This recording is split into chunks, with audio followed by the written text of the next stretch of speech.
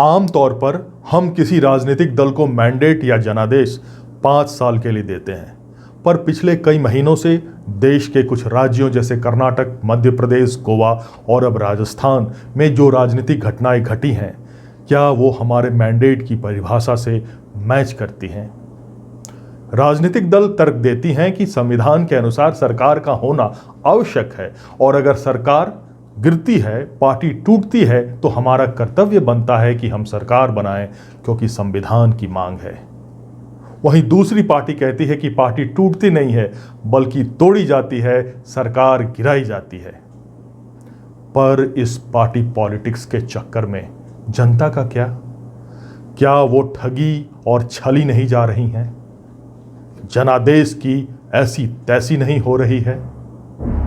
नमस्कार, आप roaming reporter देख रहे हैं। पिछले कुछ महीनों में जो राजनीतिक घटनाएं भारत के कई राज्यों में हुई हैं, वो कई सवाल खड़े करती हैं और इन्हीं सभी सवालों के जवाब जानने के लिए आज हम बात करेंगे दिल्ली यूनिवर्सिटी के प्रोफेसर विजय कुमार वर्मा और assistant professor doctor Sujit Thakur से।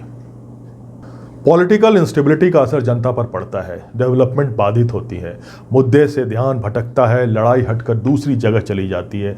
जहां सरकारों की लड़ाई हमारे हितों के लिए होनी चाहिए, कोविड-19 के खिलाफ होनी चाहिए, वहीं उनकी शक्ति सत्ता बचाने में चली जाती है। मैं ऐसा बिल्कुल भी नहीं मान सकता कि आज जो राजनीतिक स्थिति राजस्थान में है, उससे कोरोना से हमारी लड़ाई को धक्का नहीं लगा होगा। ऐसी स्थिति में क्या वहां की करोड़ों जनता ठगा महसूस नहीं कर रही होंगी?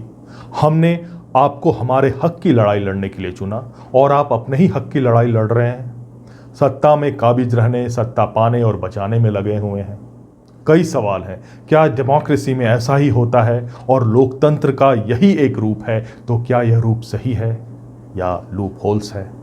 जनादेश का क्या मतलब होता है? जिस डेमोक्रेसी से आज हम रूबरू हो रहे हैं, क्या इसी रूप की कल्पना हमारे संविधान के निर्माताओं ने की थी?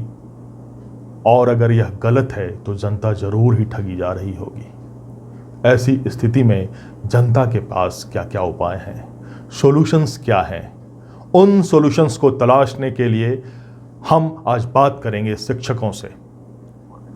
प्रोफेसर विजय कुमार वर्मा ने राजनीतिक विज्ञान में डॉक्टरेट किया है और 2 दशकों से राजनीतिक विज्ञान पढ़ा रहे हैं और उनकी सारी पढ़ाई दिल्ली यूनिवर्सिटी से ही हुई है। उनके पास कानून की भी डिग्री है। उन्होंने कई किताबें भी लिखी हैं। और डॉक्टर सुजीत ठाकुर ने MA, MPhil, PhD JNU से किया है और 15 सालों से राजनीतिक विज्ञान पढ़ा रहे हैं। उन्होंने भी कई किताबें लिखी हैं और सबसे बड़ी बात, दोनों समाज की सामाजिक, आर्थिक और राजनीतिक नब्ज को अच्छी तरह समझते हैं। तो चलते हैं डॉक्टर विजय वर्मा और डॉक्टर सुजीत ठाकुर के पास।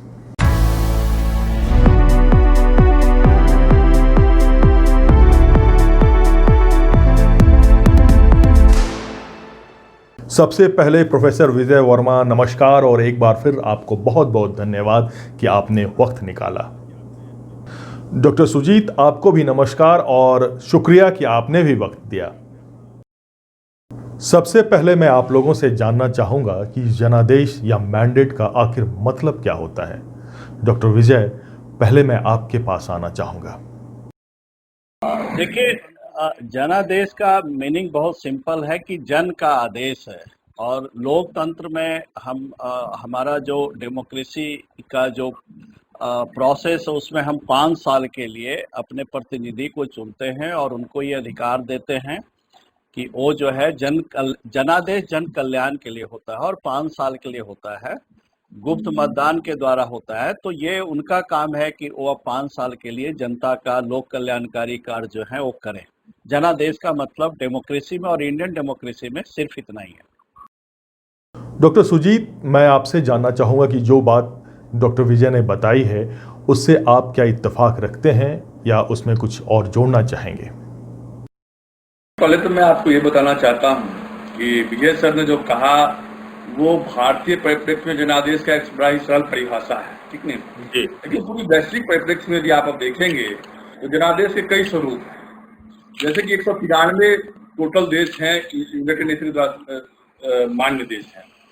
अब देखिए, जो भारत में जिस प्रकार का जनादेश को माना जाता है, कि यदि 100 वोट में यदि 10 कैंडिडेट है तो जिसको भी 11 वोट आ गया वो जीत गया, ठीक नहीं, या जो जिससे मेजोरिटी हो गया उसको जीत गया। लेकिन ऐसी जनादेश परिभाषा हर जगह नहीं है। अच्छा। विश्व के 70 देश ऐसे हैं जहां पर आप इंडिविजुअल को वोटिंग नहीं करते, आप पार्टी को वोटिंग करते हैं, और पार्टी जो है वो कैंडिडेट को डिसाइड करता है, पार्टी फिर उसके हिसाब से अपने नॉमिनी पार्लियामेंट में भेजते हैं। डॉक्टर सुजीत, आपने विश्व परिदृश्य में जनादेश का मतलब बताया। डॉक्टर विजय, अब मैं आपके पास आना चाहूँगा कि मैं ये जानना चाहता हूँ कि हमारे संविधान निर्माताओं ने जो डेमोक्रेसी और फिर मैंडेट की परिकल्पना की थी, आज जो भी राजनीतिक घटनाएं देश में हो रही हैं, क्या वो हमारे संविधान निर्माताओं के परिकल्पनाओं और डेमोक्रेसी के क्लासिकल डेफिनेशन से मैच करती हैं? इंडियन डेमोक्रेसी के बारे में या डेमोक्रेसी के बारे में जो सबसे सिंपलिस्टिक और सबसे बेसिक बुनियादी जो डेफिनेशन या समझ है वो अब्राहम लिंकन का है कि लोकतंत्र वह शासन व्यवस्था है जो जनता का, जनता के द्वारा और जनता के लिए है, for the people, by the people end of the people. लेकिन मेरी समझ ये है कि इस लीक से हम इस स्पिरिट से, लीक से, इस परंपरा से काफी दूर निकल आए हैं और बहुत निगेटिव तरीके से निकल कर आए हैं। आज बाय द पीपुल का मतलब बी बाई नहीं है, बी यू बाई है। मतलब आप पैसे के तंत्र पे, ताकत के तरीके से, जाति के आधार पे वोट खरीद सकते हैं। Of the people O F नहीं है, ओ डबल एफ वाला है कि जो जनता से कटा हुआ है, और फॉर द पीपुल नहीं है, एफ ओ आर वाला नहीं है, एफ ए आर वाला है। तो जो हमारे संविधान निर्माताओं ने जो सपने देखे, जिस चीज को ध्यान में रखकर, जिस ethics, morality, vision, purpose, future, उस संघर्ष का बैकग्राउंड, उस लेगेसी, सारी चीजों को ध्यान में रखा, तो देखिए अभी आपको समझना पड़ेगा काफी दूर है और निगेटिव तरीके से दूर है। जी डॉक्टर सुजीत, आप कितना इत्तेफाक रखते हैं इन बातों से? आप देखें कि ये जो डेमोक्रेसी जो है ये बेसिकली बजवर्ड कब हुआ? आपको 20th सेंचुरी में हुआ, जब 100 साल पहले डेमोक्रेसी की चर्चा शुरू हुई। उससे पहले इसको वर्स्ट फॉर्म ऑफ गवर्नमेंट बनाया जाता था। आप यदि 14th सेंचुरी का एक पॉलिटिकल साइंटिस्ट का, जैसे कि सर ने कोट किया था अब्राहम लिंकन का, मैं आपको अलेक्जेंडर पोप का कहना चाहता हूँ। अलेक्जेंडर पोप ने कहा कि लोकतंत्र मूर्खों का शासन है, लोकतंत्र मूर्खों का शासन है। तो आज नहीं कहा, 14th सेंचुरी में कहा। और एरिस्टोटल, जिसको कि राजनीति का पिता कहा जाता है, उसने कहा कि the worst form of the government is the democratic form of the government. उसने कहा कि सबसे worst form of the government है, सबसे जो वाहियात व्यवस्था है किसी भी व्यवस्था के लिए, वो लोकतंत्र है। भारत या दुनिया अभी ये लोकतंत्र की जो सबसे बड़ी कमियां हैं उसको देख रहे हैं। तो आप ये न कहिए कि ये बहुत बड़ा घटना हो रहा है या बहुत बड़ी घटना हो रही है, ये जनता को जागरूक कर रहा है कि ऐसे लोग आ रहे हैं। डॉक्टर सुजीत, आपने कहा कि ये वर्ल्ड वाइड फिनोमेना है, तो जो डेमोक्रेसी की परिभाषा है, परिकल्पना है, उससे डिफर है। जैसा डॉक्टर विजय ने कहा कि ये नेगेटिव है, आप इसे किस तरह से देखते हैं? पॉजिटिव, नेगेटिव, फार या और भी कुछ? मैं फिर वैश्विक परिकल्पना में आपको ले जाना चाहूंगा, ठीक है? आप जो देख रहे हैं, चाहे राजस्थान की घटना देख रहे हैं, चाहे मध्य प्रदेश की घटना देख रहे हैं, चाहे कर्नाटक की घटना देख रहे हैं, इसका बेसिक फैक्टर क्या है? मैं आपको रेफरेंस इसलिए दे रहा हूँ क्योंकि देखिए, एक राजनीति शास्त्री के रूप में हम बात कर रहे हैं, ठीक है? और 1990 के बाद चाहे जितने भी वोटिंग बिहेवियर पर जो मतदान व्यवहार है पूरे वर्ल्ड वाइड, ये फिनोमेना है कि हर दूसरी पॉलिटिकल पार्टी जो है दूसरे को नीचा दिखाने की कोशिश करती है। उसको कहती है कि भाई ये डिफंक्ट है, ये बिना काम के। इसलिए आप देखते होंगे जो कांग्रेस और बीजेपी में जो कंपटीशन चल रहा है, उसमें बीजेपी कांग्रेस को मार्जिनलाइज करने में सफल रही है, क्योंकि वो उसको ये दिखा रही है कि ये पॉलिटिकल पार्टी जो है ये एक डिफंक्ट पॉलिटिकल ग्रुप हो चुका है। तो ये कहेंगे कि कोई केवल इंडिया में नहीं हो रहा है, ये पूरे वर्ल्ड वाइड फिनोमेना है। जहां भी कोई भी पॉलिटिकल ग्रुप्स है, जहां भी 2-3 पॉलिटिकल ग्रुप्स है, वहां पर एक अपने पॉलिटिकल पार्टीज को इमेज बिल्डिंग करना, जिसको लोग कहते हैं कि भाई इवेंट मैनेजमेंट होता है, इकोनॉमी पर, कॉम्पिटेंस पर, और पॉलिटिकल पार्टी क्या कहती है उस पर नहीं लोग जा रहे हैं। पॉलिटिकल पार्टी क्या डिलीवर कर सकती है, इस पर वोटिंग हो रहा है आज के डेट में। डॉक्टर सुजीत, आपने बताया कि एक पक्ष का यह भी मानना है कि ये वर्स्ट फॉर्म ऑफ गवर्नेंस है। अब डॉक्टर विजय, मैं आपसे जानना चाहूंगा, ये लोकतंत्र है या नंबर तंत्र? मेरे ख्याल से नंबर तंत्र ही रह गया है, लोकतंत्र के नाम पे नंबर तंत्र। आपकी क्या राय है डॉक्टर सुजीत? देखिए सर, आज इस पर रामचंद्र गुहा की एक बड़ी अच्छी आर्टिकल आई है इंडियन एक्सप्रेस में। उन्होंने कहा भारतीय लोकतंत्र को कहा कि इलेक्शन डेमोक्रेसी हो गया है, ये इलेक्शन मोड ऑफ डेमोक्रेसी हो गया है। यानी कि आप मतलब इलेक्शन में जीत रहे हैं तो आप डेमोक्रेट हैं, इलेक्शन में नहीं जीत रहे हैं तो आप अनडेमोक्रेट हैं। पिछले कार्यक्रम में मैं डॉक्टर विजय से बात कर रहा था, तो डॉक्टर विजय ने एक बड़ी अच्छी बात बताई थी, एक टर्म का उन्होंने इस्तेमाल किया था। मुझे ऐसा लग रहा है कि डॉक्टर सुजीत भी वही बात कर रहे हैं। डॉक्टर विजय, मैं आपसे जानना चाहूंगा। हम दोनों एक ही बात कह रहे हैं, टर्म्स अलग यूज कर रहे हैं। मेरा मानना है कि इंडिया का जो डेमोक्रेसी है अब वो प्योर विशुद्ध रूप से 24 कैरेट इलेक्टोक्रेसी में बदल गया है। ठीक, लोग अब वो जो जनता वर्ड था डेमोक्रेसी में वो अब रिप्लेस हो गया है कि कौन हमारा क्लाइंटेज है, यानी कौन हमारा वोटर है, और सारी पॉलिसी जो भी सरकारें सत्ता में आ रही हैं वो सारी की सारी पॉलिसी अपने क्लाइंटेज यानी जो उनको वोट करता है। लेकिन अगर आप इन जनरल अगर आप ठीक से समझने की कोशिश करेंगे, सरफेस पे नहीं, सतही स्तर पे नहीं, तो आपको हर चीज बाइनरी में मिलेगा और हर पार्टी के अपने क्लाइंटेज हैं, चाहे वो कास्ट के आधार पे हो, रिलीजन के आधार पे हो या किसी और इशू के आधार पर हो, और फिर उस पर वो ओवर फोकस करते हैं क्योंकि उनको लास्ट में ये लगता है कि हमको पॉलिटिकल मार्केटिंग भी करनी है, पैकेजिंग भी करनी है और पॉलिटिकल डिलीवरी भी लेनी है। अब ऐसी स्थिति में जनता का क्या जनता छली नहीं जा रही है? क्या यही होना था जनता के साथ, या डेमोक्रेसी ऐसी ही होती है? आप बताएं डॉक्टर सुजीत।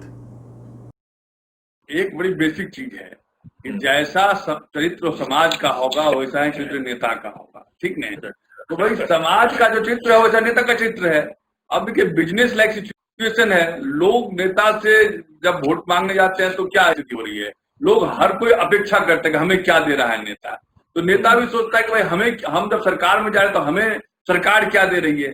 तो वही बार्गेन है। आज मान लीजिए कि जो भी भारतीय लोकतंत्र में जो भी डेवलपमेंट हो रहा है, चाहे मध्य प्रदेश का, कर्नाटक का या झारखंड का, अभी रिसेंट में आज हम सुन रहे थे कि वहां के एक पॉलिटिकल पार्टी के अध्यक्ष का आ रहा था बाइट, वो क्या कर रहे थे कि भाई जो हमारे एमएलए हैं उनको पैसा दिया जा रहा है। अब जब एमएलए कहते हैं कि हम जब जाते हैं वोट मांगने तो हम वोटर्स को पैसा देते हैं, तो ये तो एक बिजनेस लाइक सिचुएशन हो गया है। तो जैसी जनता वैसा नेता, तो इसमें आप किसी को दोष नहीं दे सकते। इस पर मैं आपकी राय जानना चाहूंगा डॉक्टर विजय। देखिए, मैं पूरा सोशल स्फेयर को सिर्फ 3 वर्ड में एक्सप्लेन करता हूँ। एक है पावर, जिसके पास सत्ता रहेगी लोग उधर जाएंगे। पावर जो है गुड़ का ढेला है, आप ऐसे समझ लीजिए। चीटियां और ये एमपी एमएलए और ये जनता और दलाल सब जो है वो चीटियों के उधर जाएंगे। दूसरी बात रही इंटरेस्ट। अब इंटरेस्ट में क्या होता है कि इसके अलग अलग पैमाने हैं।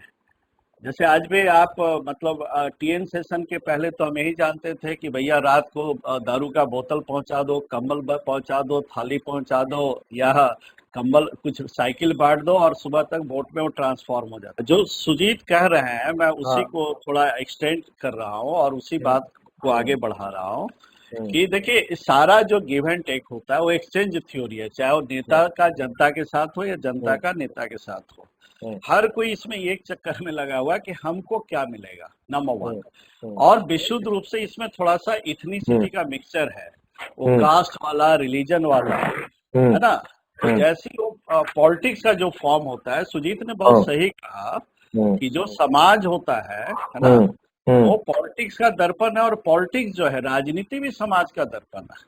भाई अगर पर्सनल कन्वर्सेशन में ऑफ द रिकॉर्ड नेताओं से आप बात करें तो बहुत सिंपली वो ये कहते हैं, वो कहते हैं, मेरी बात होती है, कहा जी हम आपसे वोट जात के आधार पे इसलिए मांगने जाते हैं क्योंकि आप वोट देते हैं, आप मत दीजिए, हम नहीं मांगेंगे, है ना। डेमोक्रेसी के आधार में, डेवलपमेंट के आधार पे तो 5% वोट नहीं देते आप। मतलब कास्टों के अलायंस होते हैं इलेक्शन के समय और वो समीकरण होते हैं पार्टी की लाइन पे, जाति के लाइन पे, धर्म के नाम पे, थोड़ा सा उसमें डेवलपमेंट का भी जो छौक है वो भी लगा दिया जाता है ना। लेकिन मिला जुला कर तो यही है ना। और इसीलिए देखिएगा कि ये प्रॉब्लमेटिक जोन है। आप 70 साल में, है ना, 70 कदम चल पाए हैं। मेरी ऐसी समझ है कि अगर डेवलपमेंट नहीं होगा तो आप चारों तरफ से घिर जाएंगे, और वही आपको दिख रहा है। तो इसीलिए मैं कहता हूं कि इसके लिए सब कोई एक टोटल एक फैब्रिक बना हुआ है, जिसमें सोसाइटी भी उतना ही कसूरवार है, सिर्फ नेता कसूरवार नहीं है। अब एक बात और, जब भी पॉलिटिकल इंस्टेबिलिटी होती है तो इसका विपरीत प्रभाव डेवलपमेंट पर पड़ता है।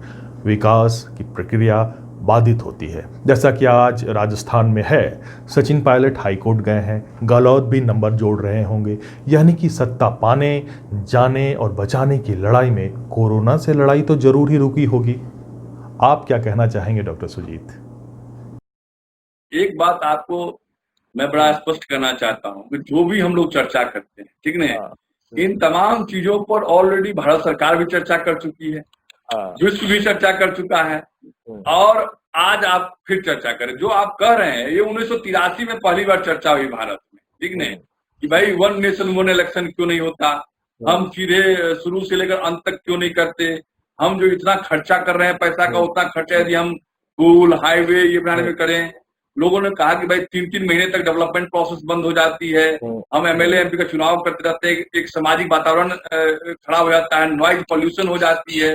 ये तमाम प्रकार की रिपोर्ट जो है ना ये आपको 1983 से लेकर 2018 तक दो राष्ट्रपति हमारे रामनाथ कोविंद और प्रणब मुखर्जी ने भी इसकी चर्चा की।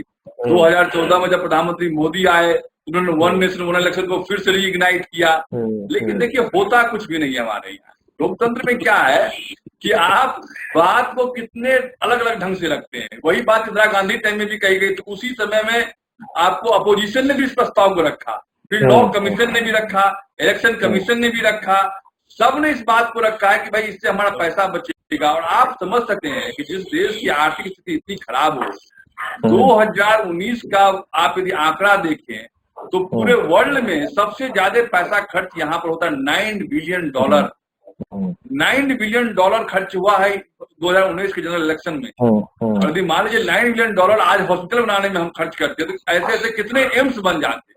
कम से कम हम 50 एम्स बना लेते हैं $9 बिलियन।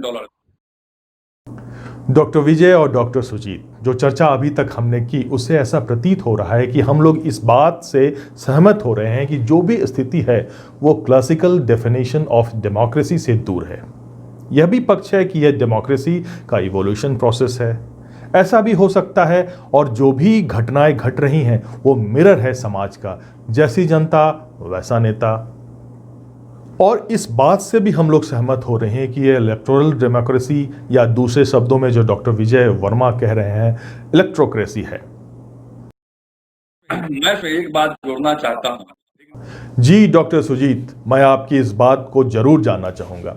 आपसे और डॉक्टर विजय वर्मा से और भी बातें करूंगा, लेकिन कार्यक्रम के दूसरे भाग में।